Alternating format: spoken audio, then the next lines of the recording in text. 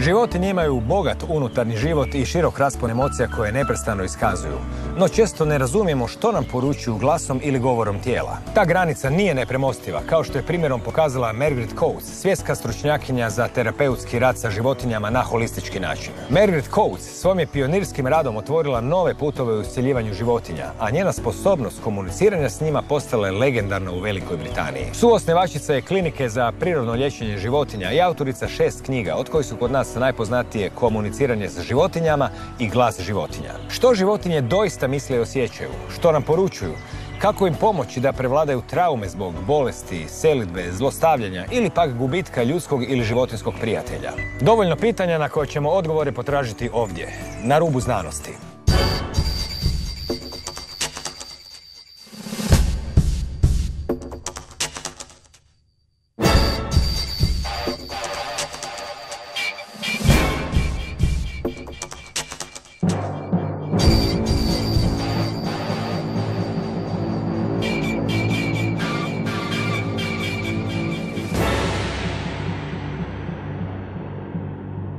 Dobar večer. Margrit Coates autorica je više knjiga o komuniciranju sa životinjama i zovu je komunikatorom sa životinjama i također i iscijeljiteljicom životinja. Dobar večer. Hello. Kako ste se započeli baviti tom neobičnom djelatnošću koja zapravo se može nazvati nekom vrstom intuitivne komunikacije sa životinjama? Well, actually, for the beginning is when I was a child. I thought it was completely normal that everyone listened to the language of animals, that they had so much to say silently. They didn't have a verbal language like we do, but that they were talking. And so I thought that was completely normal. I would look at an animal in the room and think, oh yes, you know, oh, that's interesting. Oh, that's relevant to what's going on. And then I would say that to people. The dog said this, the bird said that, the cat said something else, and they would say, you're a strange child. What are you talking about? And I'd say, well, can't you hear them? They're saying something. And I guess I brought it with me. But everyone can hear the voices of animals. It takes practice. It means becoming mindful. It's a state of living. It's listening. It's witnessing a story. So there's nothing unusual, I think, about me. It's just that I started very early and accepted it and then have practiced it ever since. Prije nego što se posvetimo tome kako zapravo životinje razmišljaju, možda možemo taj vid još uvijek, rekli bismo, u praksi potvrđene, ali u životu i u znanosti pomalo i nepriznate telepatske komunikacije, pogledati iz drugog kuta, iz kuta životinja. U zadnjih 20, 30, 40 godina postojala su istraživanja koja su jasno pokazala da životinje imaju neku intuiciju, zvalo se to nekad i telepatijom ili sličnim povezanostima sa njihovim vlasnicima i slično, koja se na neki način čak i mogla provjeriti, bile su i televizijske demonstracije i slično. Pa da bismo otvorili uopće temu intuitivne komunikacije između ljudi i životinja, možda nam možete ispričati što se ustanovilo o intuitivnoj strani samih životinja u pogledu veze sa njihovim vlasnicima. So all animals express themselves, communicate in the same way we pick that up through intuition, which is picking up extrasensory information beyond the normal sensory. And that means we can grab information without rational thought, without thinking about or going with an agenda. It's just there. We open our awareness up and we hear that extrasensory information. Scientifically studied, if we look at the studies of René Pioch into day-old chicks and baby rabbits, he, in a laboratory, is able to demonstrate animal telepathy, the communication one animal to another, interspecies as well. Now, we're an animal, so it's logical that we also have that ability to pick up the unseen communication, the silent communication. There's a universal language, there's a hub of knowledge, of awareness, and it doesn't matter what language the dog, the cat, the horse is used to, whether it's Croatian or English or Chinese, the language is universal. So our brain takes that information, that telepathic information, and interprets it into our way of using language. But I can be talking to a dog here, or in the States, or in England, and still understand in exactly the same way. It's universal language. It's a language that we all are capable of. You know, we're animals too, and the non-human animals have been on this planet for millions of years longer than human animals. We have bird bones, 500 million years old, and yet we can't find any human bones which are denser, more than 400,000 years old. So animals have brought this awareness, this energy, this wisdom, and we're playing catch-up now. So we've gone now beyond the edge of science into saying we can prove it. And this is there for everyone to start establishing. Rupert Sheldrake, britanski biolog, napisao je knjigu Znaju li psi kad se njihovi vlasnici vraćaju kući. To je u stvari bio nastavak niza televizijskih demonstracija u kojima se vidjelo da psi na neki način reagiraju kada njihovi vlasnici krenu, i to u vremena koja nisu uobičajena, prema kući. U tim eksperimentima se naravno neki treći čovjek je odlučio kada će se krenuti tako. Tako da ta strana komunikacije od strane životinja prema ljudima je daleko lakše vidljiva, pretpostavljam zato jer nema toliko misli u psećim glavama koje bi zbunjivale. Spominjali ste eksperimente telepatije među životinjama u laboratoriju. Na koji način se ona pokazivala?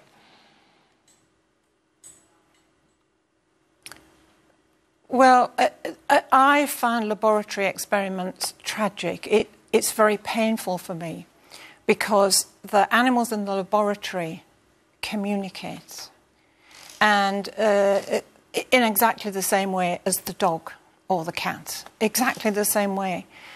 And they're sentient beings. They are saying, why are you doing this? Why are you hurting me? Why have you deprived me of a family life? I have thoughts. I have feelings. I am aware of you as a person. When you walk towards me, I read your intention. I know what you're going to do. And this has been studied even with plants, where the awareness of a person intending to harm a plant has been measured, and the energy of the plant completely changes. So if we can measure that with a plant, what's going on with the animals? Everything. And we need, as a species, to become responsible and say, actually, what we're doing, we've taken these other beings and we've made them slaves. We've used the human weakness of dominance through fear to create a terrible situation where we're not mindful. And therefore, it has a knock-on effect because everything's energy and these animals radiate energy. We absorb it. It goes around the world, and then the world becomes more and more of a mess. And we are actually creating it through not listening.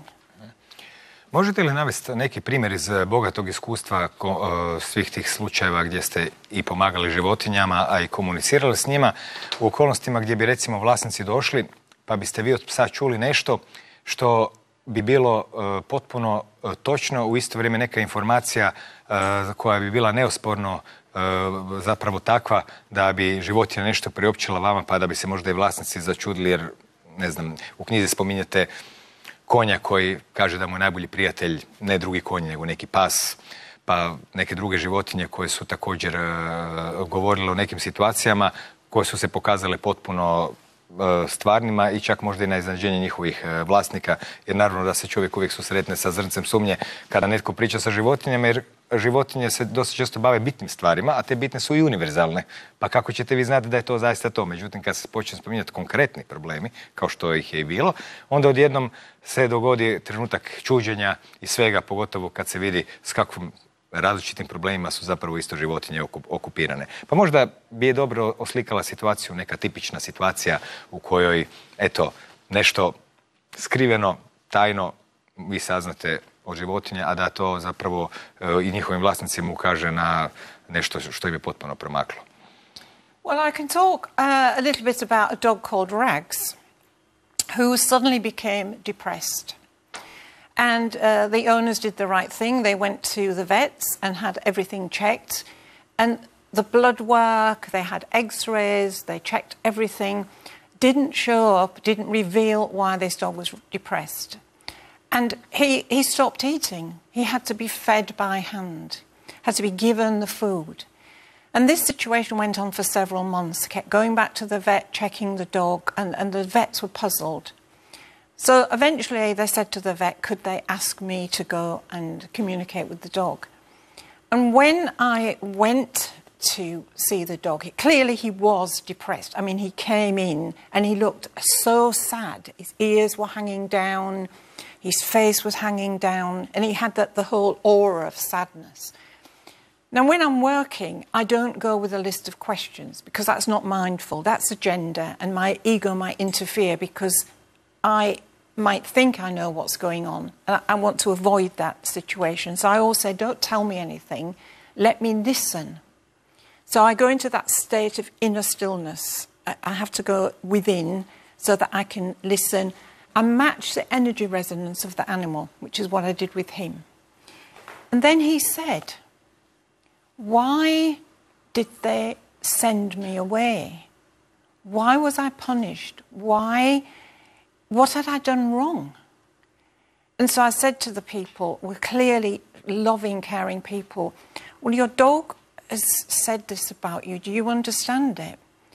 And they said, can you get some more information? Because they thought they had an idea. And then he said, they sent me away to a place where I was all alone. And the woman, and it was clearly a woman who was in this situation, wasn't nice to me. And I felt very depressed there. And then my people, my owners, came back. But they never explained what happened. And then after that, they got a new puppy. So I felt, again, they were punishing me for something that I'd done. So then they pieced it together and they said what had happened was, for the first time in their life, they'd gone away to Australia for a month's holiday. They'd taken the dog to a woman who looks after dogs. And this poor little dog felt rejected. And then he started to dislike the people in his life because nobody had explained anything. And they didn't pick up on it and so carried on as normal. But he's a sentient being. It's like having a child. You explain things. This is what I say to people. Tell them like you would a person, because they are people in a different body form. So then they became very apologetic. And in the consultation, I said, look, talk to him now. Explain everything. And realise that if in the future you need to talk to him. If you're going to go away again, explain everything. So they had this big conversation. And the dog just lay down and fell asleep. He just completely fell asleep. It was, the woman said, I can see in front of my eyes this huge relief that he's given his story's been listened. But now we understand, and he knows we understand. He didn't wake up. They carried him home and took him out. And I got an email a couple of hours later to say, we walked in and we put him down. He woke up and he ran to his food bowl and barked. This was a dog who for weeks would not eat from his food bowl. They had to hand feed him. They put food down, he ate it. More, please, more. Put food down. Please, can I have some more? More food down. From that day onwards, he was different. And what I loved was they said at the end of the email, thank you for giving us our dog back. Mm.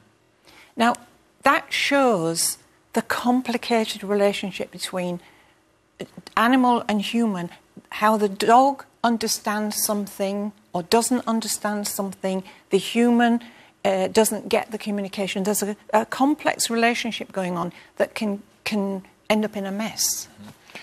Na koji način, evo sad kad smo vidjeli u kojoj mjeri ljudi ne razumiju pse, možemo pričati generalno o životinjama, kada već imamo tu priliku, na koji način životinje doživljavaju ljudski koji ponekad nije baš tako jasan, čist ili posložen prema prioritetima, nego puno se tu raznih stvari kuha.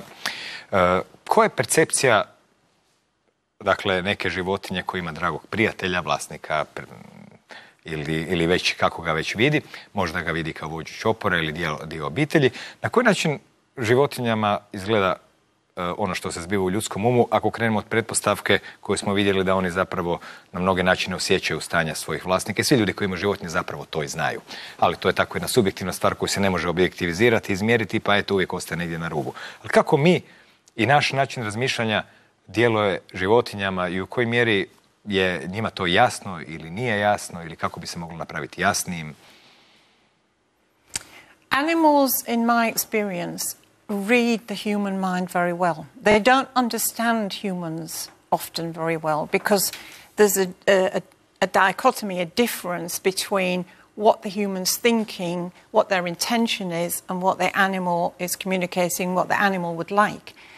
But in my experience, they read the human very well. So they're giving me information, the reality, the real person, which is why the person often becomes very emotional in consultation because what the animal says is very real and very honest. And so the human is giving the animal instructions continuously. And the animal reacts to those instructions. And then the human thinks, well, I don't want my animal to be like this. Why are they doing this? Why are they doing that? They get frustrated or annoyed. But the animal's reacting to the reality of the human. We cannot, with an animal, fake who we are. We can't pretend we're not angry or upset or grieving. We are what we are. We can fake that with a human. We can put up barriers. We can say one thing and be thinking another thing, be believing another thing. With an animal, it is totally who we are that they're reading. And so I get this all of the time from the animals, and that comes out in consultations, where often very personal things come out. Sometimes the animals are quite funny in the communication they're giving, but we can't hide who we are from the animals. And once people get that, then it helps people to become mindful, move on, create a better inner world, a more healthy inner world, which helps the relationship with the animal, but the human helps their relationship with the world, in their workplace, with their friends, with their family.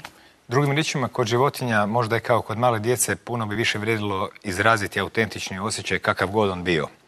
Sretan, ljut, bijesan, da bi se izbjegla konfuzija između, naravno, unutarnje ljutnje i vanjskih društvenih normi koje ti kažu budi pristojan i tih. Yeah. And to explain it, to say to your animal, I've had a really bad day in the office and I've come home and I feel tense and frustrated, and release it and say, well, let's have a cuddle, let's go for a walk, let's do something, rather than just sit there in a heap, internalizing everything, and the animal sitting there thinking, why do you feel angry? So we can talk to them. They do get it. And we can say to them, help me. Help me to be aware. U vašoj knjizi ste naveli i neke primjere ljudi koji su odlučili krenuti vašim putem pa pokušati malo i vježbati ili sami provjeriti.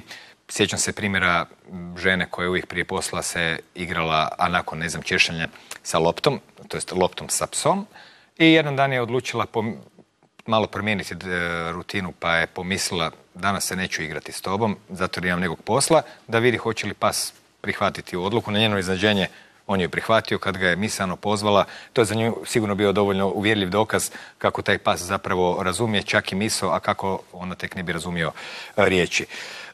Kako ono što ste nazvali životinskim zen trenucima je ono što nas zapravo vodi do, možda reklo bi se, onog čemu čovječanstvo tisućljećima teži, jer čovječanstvo ima kao dar ili kao svoje prokletstvo razvijen i taj je jedna, reklo bi se, praktična alatka koja također može biti i vrlo nepraktična ako se nađe nekako izvan kontrole i slično. Ko životinje je naravno drugačije, one nemaju takvih situacija, više žive kao što ste rekli u sada. Pa evo, sad smo čuli neke situacije u kojima su psi imali probleme, nisu mogli iskomunicirati što ih je mučilo, njihovi vlasnici nisu podrazumijevali da bi njima možda trebali reći idem sad na more, pričekaj me, bit će sve u redu, pretpostavljajući da je psu sve jedno. No, ono što je puno zanimljivije jest što se od životinja može naučiti po pitanju kategorije koju bismo zvali mudrost. Vi ste spominjali u jednom pogledu životinjske zen trenutke. To znači nisu bili trenuci vezani uz problem, uz hranu, uz loptu, nego eto dođe od negdje nekakva mudrost pa sad ti razmisli o čemu se tu radi. Što su to ta pojava koju ste nazvali životinjski zen trenuci, s obzirom da je dobila i svoje ime, sigurno nije rijetka? So if I can just go to the first part of your comment there.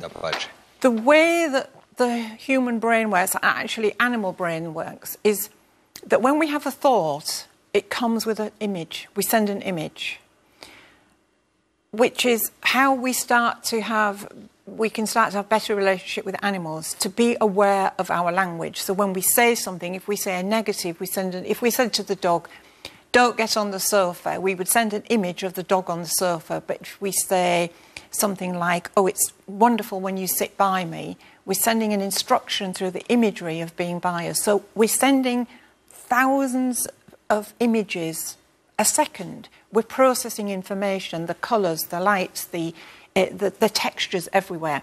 So we need to remember that. We're processing and sending images. So we can send the images of things we want. Now, animals are philosophers. I have that through my work constantly. They come out with what I call the Zen moments. And I recently was working with a horse in England, an ex-race horse, who was very tense. He didn't want anybody to touch his head. He had had a hard life. Lots of pain. The new people were doing everything to help him, and just very, very gentle riding, a really good life. And as I was communicating, he said, humans do too much looking behind. Now, often I don't understand the messages, because when they come out with these profound Zen things, it's beyond my mere human understanding, because they're looking at an overview of humanity. They're looking at an overview of knowledge they're going into the morphic field and seeing a big picture. And I thought, what does he mean? Humans are doing too much looking behind. He's describing something. He's spent a lot of time with people in the racing field, the grooms, the owners, everything. He's picked something up. He's sensed is a problem for humanity. And it was a later situation when I was with a dog. And I was talking about this particular message, still trying to work out what did he mean. The dog said, the horse is talking about humans carrying baggage around with them. These animals are in connection with each other. They're all communicating with each other. And I thought, yes, I get it. Humans are doing too much looking behind. All this dragging the baggage, going through the past, etc. The horse was trying to say, just let it go.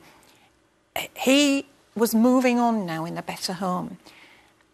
I'm a healer, registered healer, so I connected with healing energy. From that moment, the report I got was the horse was completely different. He moves differently. From that moment, in fact, in the consultation, I was able to touch his head, and so can anybody else. Because he was able to express his profound message. It was heard, and he knew it would be interpreted and shared around the world. So that was a really good example of how it can evolve when we listen. Spomenuli ste dosta jednu preciznu rečenicu. Sumnjam da je u konjskom umu ona imala takvu gramatiku i slično. Na koji način zapravo ste sigurni u jasnoću poruke, s obzirom da kroz intuiciju, koliko god se čovjek i opustio i nekako koncentrirao, zapravo može dolaziti do raznih nesporazuma između komunikatora, primatelja poruke u tom komunikacijskom kanalu, pa kad ste rekli pas je rekao ovu rečenicu, konj je rekao ovu. Na koji način ste to zapravo vi percipirali? Koliko se čovjek može pouzdati u to da ćete, recimo, vi dobro shvatiti nešto što je jedna druga vrsta razmišljanja zapravo odaslala, s obzirom da smo mi svi ipak zatočenici vlastitih nekih programa i projekcija. A ovdje smo upravo na polju gdje nemamo takvih egzaktnih stvari kao što su riječi, gramatika, doduše i one sami su već izvor nesporazuma, a šta onda se zbiva sa ostalim? Yeah, yes, and that's a very relevant point. That was a complex example, but through my work I get lots of things going to be instantly verified, which I wouldn't know about. So in that situation, it was a working out. When I get the information, it comes as a knowing. It's hearing a thought voice that isn't mine. So where there's verification, then it's obvious it's not something I could be misinterpreting or getting wrong. So, for example, I was with another horse, and the woman said to me, "There's all these horses in the field here, and there's all these people in the horse place. Who's my horse's best friend?" And I sent this thought communication to the horse, and I heard very clearly Archie. And I said to another woman, "Your horse's best friend is Archie." And she went like this, and she said, "I don't think so. I think you've got that wrong." And I said, "Why?" And she said, "Archie's not a horse or a person here." And I said, "Well, he's clear that's his best friend." And then I heard broop, and the ginger cat leapt up from the straw room next door onto the top of the stable, rubbed his face along the horse's head, and I said, "What's the name of this cat?" And she said, "Archie." And I said, "That's who he likes best." And she said, "Well, I guess that figures because the cat lives in the barn and he sees him every day." Now, I'd never been there before. I didn't know there was a cat there. I didn't know the name. So that's verification, and that sort of thing happens to me a lot. Zašto bi uopće bilo čudno da konj ima za mačku prijatelja kada i mi imamo mačke i konje? Yes. Na koji način zapravo te sve mi sad pričamo o odnosu ljudi i životinje, međutim i životinje se međusobno prilično razlikuju. Od pauka do konja, pasa, ptica i svega. I mada smo eto i u ovom baš studiju smo snimali emisiju o sve bogatijim istraživanjima inteligencije životinja, osjećaja životinja, i to sve ide u tom smjeru da se samo produbljuju ideje o tome koliko zapravo životinje imaju dubinu osjećaja, koliko imaju čak sposobnost inteligencije, alata i svega, i sve teže ih je na mnoge načine razlikovati od ljudi. Kako životinje same sebe vide, s obzirom da one pripadaju raznim vrstama? Na neki način su vjerojatno bliže međusobno nego što smo im mi bliži sa samim životinjama. Međutim, imamo evo prijatelja konja i mačku, imamo i ptice, ljudi drže doma i zlatne ribice. Ja imam jednog prijatelja koji je duboko uvjeren da, i ja mu zapravo i vjerujem, da je njegova zlatna ribica kad on odlazi od kuće, kad se bude, uvijek je na staklu, da je on, zapravo ona njega percipira, doživljava, pozdravlja, bio jako zabrinut kad se razbolila i slično. Kako životinje same sebe percipiraju? Zna li mačka da je mačka? Zna li pas da je pas? Imaju li oni neku zajedničku ideju o tome da su oni svi životinje? Kako se odnose u odnosu na potpuno druge vrste životinja koje ni najmanje nalikuju recimo sisavcima? Kako uopće one vide svijet? Kad biste probali rezimirati na temelju vašeg iskustva. That's a really good point. Animals have self-awareness. I mean, there's a book now, What a Fish Knows, with all the science behind the sentience into fish. They have a sense of awareness, they feel pain, they plan things. Octopus are extremely sentient. They will leave a room if someone comes in that's been horrible to them before. They do have a sense of self, all animals, and I'm very aware of that through my work. And they come with a DNA programming of what they need to do, how they need to live their lives. So, which is part of the consultation. Somebody might say to me, my dog barks or my cat scratches the furniture. Species come with species-related behaviours. And it's not the role of an animal communicator to say, don't bark, don't scratch, but to look at the bigger picture in the household. They're all aware of each other. I know that from the relationships, that the animals communicate to each other and are aware of what's going on. For example, I was talking to a dog I'd never seen before recently in a consultation. And at the end of the consultation, when the information about what was going on with the dog and the person had got everything they needed, this dog said, Sweetie was the name, said, she's missing, she's lost. And I said to the person, can you understand what Sweetie's saying? And she said, oh, well, could she be talking about Nellie, the cat? She went missing on Christmas Day, so this was February. And then Sweetie said, she got into a van and she's gone a long, long way away, but she wants to come home, she's trying to come home. And they live near a main road, but Sweetie, the garden, is on the back of the house, so she would never have seen vehicles on the main road, but she knew this. And I said to the woman, is this possible that on Christmas Day morning when Nellie the cat went missing, there was a van that she got into? And she said, well, there were people moving stuff around that day. I didn't think anything more of it. I don't know who they were. So anyway, I said to Sweetie, thank you very much for the information. Together, let's send a beam of energy. And if Nellie can come home, we'll bring her home. Because Sweetie said, I'm really sad. I miss her. The next morning, Nellie was on the doorstep. Thin, worn down fingernails, pads, raw from walking. I had no idea there was a cat gone missing. I'd gone to a house with a dog. Da parafraziramo film Casablanca, bio je to nastavak jednog divnog prijateljstva. Često se vidi danas se sve više skupljaju zapravo podaci, mnoge anegdote prije svega, o životinjama koje se žrtvuju kako za druge životinje, tako i za ljude. Pa poznati su i slučajevi gdje pas laje na svoje vlasnike, klince, usput ili tako nešto, pa se zna nekad i baciti pod auto ili slično da bi njih zaštitio. Kako i na koji način se u životinjama, i da li se to uvijek događa, aktivira ta empatija? U kojoj mjeri su one nešto potpuno drugo od onog što su nas učili, gdje sve životinje hoće jedna drugu pojesti, pa će najjače preživjeti. Međutim, mi vidimo zapravo da je svijet motiviran i suradnjom i empatijom, čak i tamo gdje ne bismo očekivali.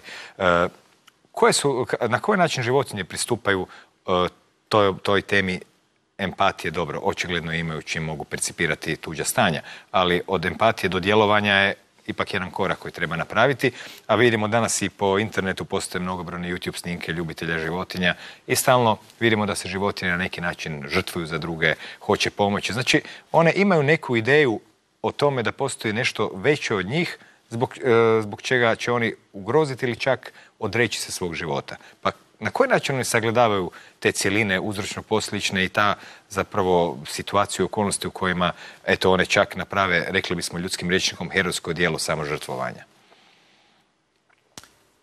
Animals are peace seekers. They want life to be still. They want it to be harmonious. They want life to be a healing place. They want it to be fulfilled so that everything has its place in a good way.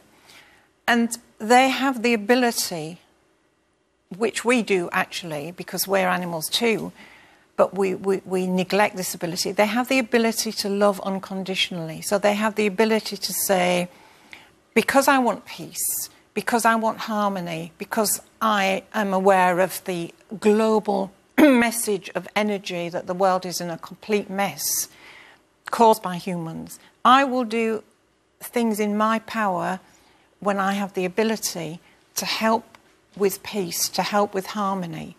And that's time and time again what I come across in my consultations and meeting animals and people and just my own animals.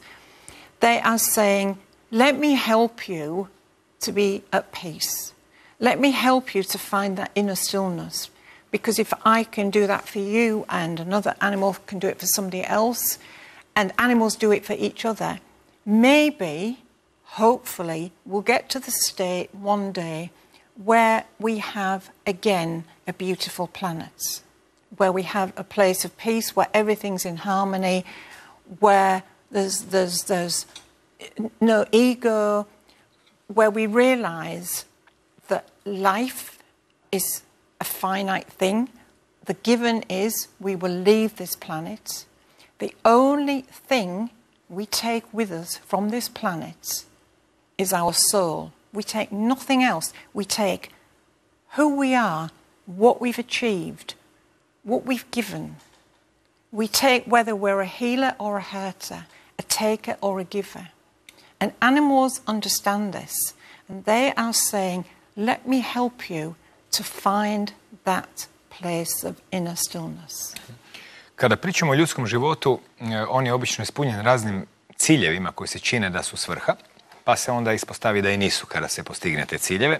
Što se samih životinja tiče, tijekom 20. stoljeća, eto, daleko se stiglo od izvornih Pavlovljevih pokusa sa uvjetovanošću, gdje se mislilo, eto, nešto su naslijedili, nešto su uvjetovane. Međutim, s vremenom se pokazalo da životinje mogu i učiti, da mogu učiti i na daljinu, da mogu kolektivno sabirati znanje i slično. Također se vidjelo da mogu i malo šire promišljati. Čuli smo da su tužni zbog izgubljenih prijatelja, znači da znaju da se nešto nekad dogodilo. Na koji način životinje percipiraju svrhu života, prošlost i budućnost? Nama se čini, pa mačka leži 12 sati na dan, 16, da ne razmišlja baš pretjerano o nekoj svrsi. S druge strane, ni ljudske svrhe baš nisu jako određene, jer ti ciljevi su svi relativni, prolazni, vremena idu, generacije se mijenjaju i tako dalje. I na kraju krajeva, mogu li životinje unutar te svrhovitosti osjećati i odnos vremena, prošlosti i budućnosti?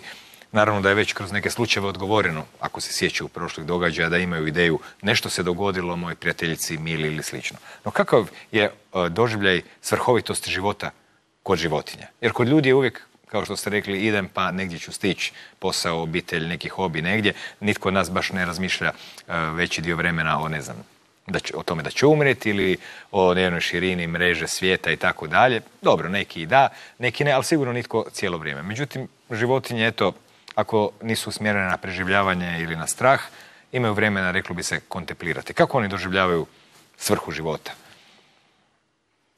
Animals are affected by things happening in the past. We see this in the rescue centres, or people take on an animal that's had a previous life. So they are affected. But given the opportunity, they want to move on and let that go, which takes us back to the message from the horse about looking too much behind the baggage. They're aware of the future. They're aware of you're coming home at 6 o'clock and you're going to give me my tea, that at this time, if you walk towards the car, you'll take me for a walk, etc., etc. But the main focus, as I understand it from the animals, of their situation is to make sure that the present is in place as harmonious situation. Now, animals are aware of their needs to survive. So you've got the dolphins and the whales who will know when it's time, breeding time for shoals of fish. They will know where they're going. They'll follow the magnetic fields of the earth. The birds that come back from Africa, the swallows, the house martins, they're aware of time. But they're aware of it in a different relationship to us. So instead of it being fragmented, they're aware of time, and that time where they have to migrate, or the dolphins have to move around, or the elephants are going to a water station, it becomes that future time, but in the moment. So it's not separated. It has to be in its place in their moment where they're living. Does that make sense? And so that's the difference that I find with them, is they have a different concept of time that humans do, and they have a sense of responsibility of time, where they understand that it's all very relevant to a bigger picture. That's my understanding from them. Kako bi se za kraj emisije možda moglo pomoći ljudima objasniti ili uputiti ih kako da i oni sami vježbaju intuitivnu komunikaciju sa svojim životinskim prijateljem? Vidjeli smo već da su neki ljudi jednostavno isprobali neke zapovjedi davati u mislima ili obavijesti, no također ste u knjizi napisali da često puta u početku komunikacija sa životinjama se dobivaju zbrka jedna informacija, ko zna šta se u tom kanalu događa, pa se spominjuje, to spominjali ste ljubičasto žutu loptu koju pas nikad nije imao, a dogodilo se da se recimo činilo da je spomenuta. Dakle, na koji način bi ljudi mogli vježbati, kroz koje korake proći da probaju sami ostvariti ili možda malo osvijestiti komunikaciju sa životinjama i na što trebaju pripaziti da ne rade u tom procesu? The first step is to create time and space in life to be quiet. Life has got so hectic for humans, so busy, too much noise. Everything's noise. The technology is ruining in our health. So it's saying, okay, if I want to listen to animals, if I want to hear them, I have to say to myself, I'm going to create a space. For me, the spaces get bigger. So to start off, if a person says, let me create a 10-minute space, no noise, I'll switch off my phone, I'll switch off my computer, TV. It will take a while for the breathing to be regulated, because what happens with all this noise and chaos, people are not breathing properly. And then you realise that when it's quiet, you start to focus on your breathing. You realise that your breathing is tense and tight, so that changes. The animal will respond to that. Heart vibrations come out of our hands, so the way we touch the animal, what the information we give through touch will be different. They will start to relax, so it's creating the space, the time. Then we start to listen, so we listen from within, and an easy way to do that is to look at the animal, because often when I'm in an animal I say, oh, the hairs are like this on that part, or there's some colour there, and people say, is it? Oh, I've never noticed. Because when I'm with an animal, I look. I'm in my space of inner stillness, and I look. So in your 10 minutes of space, look at the animal, everything. Look at how the hairs form, where they fly, with shiny bits, dull bits. Look at every single part and take the information in as though you're looking at a masterpiece, a Rembrandt. You're looking at the picture. You're becoming a witness of who your animal is. And then in that stillness, when you're focusing on your breathing and you've got the peace and quiet and you start to feel relaxed, just see what floats into your mind. It might be a sensation of anything. It might be a picture. It might be a colour. You're beginning to activate the intuition. The intuition is an extrasensory perception which enhances sensory experience, and it's not linked to rational thought or any agenda. It just happens. So then we have that beautiful moment where you say to yourself, oh, I sense something, I feel something, I hear something, I'm aware of something. That's the beginning. A mogu li pokušati možda obrnutim putem pa poslati nekakvu poruku ili komunikaciju svom prijatelju životinskom pa vidjeti hoće li on zaista doći zalajati, zamjavkati ili što već? So, yes, and I give this exercise to people and I get some good feedback. Sit with the animal. It's the same principles. You have to be in the inner stillness, the quiet, everything off. And say the animal's name silently in your mind and show a picture. Remember, it's transmission of images that works very well. Show a picture of the animal. So, for example, you've got a cat and you send the picture and you say the cat's name, Teddy. And quite often when people do this, they say to me, all of a sudden the cat looked or woke up. But not to get frustrated if it doesn't happen. Remember, it's like anything. You pick up an instrument, a flute, and you're starting to learn your skills, you wouldn't expect to be in a symphony orchestra the first time you pick it up, so it's practice. But sending images out on a walk, send an image to your dog and say, you know, stay by me, walk here. Images, images, images. Animals pick up images from our mind. So this is a good way of sending a message. I za kraj, koja bi bila razlika između divljih i pitomih životinja u načinu kako one percipiraju i čovjeka i komunikaciju i same sebe, s obzirom da eto i konji, psi i mačke, svi o kojima pričamo su ipak generacijama i možda obiteljske već unutar svojih konjskih psećih obitelji žive sa ljudima. Kako, na koji način recimo divlje životinje ostvaruju, ako je ostvaruju komunikaciju i koliko ona različita ili ista kao ove od pitomih životinja? There is a difference between wild animals and domestic animals and pets because they're not so heavily involved with humans. So they don't get the human psyche so much. They're not involved. They see us as predators. They see us as a threat often because that's their experience of humans. But they have an incredible wisdom.